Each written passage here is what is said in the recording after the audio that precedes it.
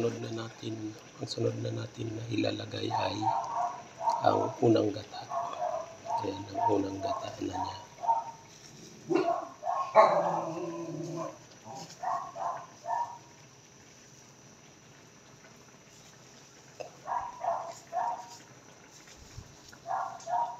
Ang unang gata natin. Papapili na natin ang talbos.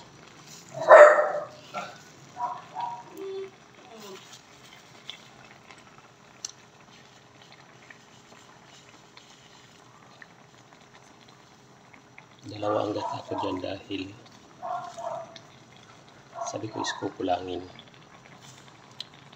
para maging masarap. Ayan na ang ating ginataang alimasag, kasag sa aming kasag sa puso.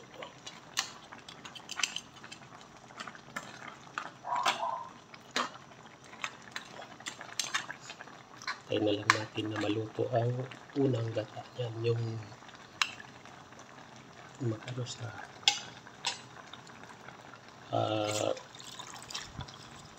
lumapot at ito ang talbos. Yan.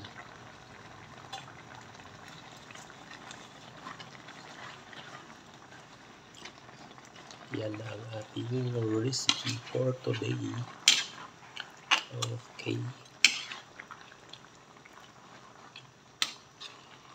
Tayo na lang natin yan.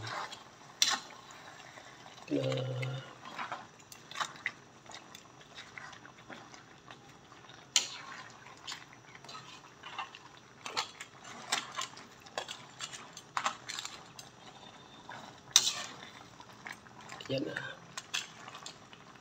Luto-luto na ang kanyang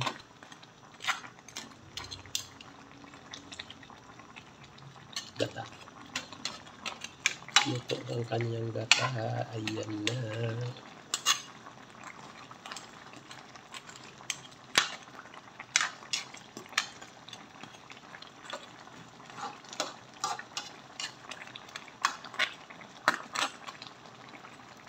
Okay, malapot na yun. Hindi na napuputol ang kanyang gata. Yummy yummy na. Tikman nga natin kung yummy yummy na. Ayun, masarap na.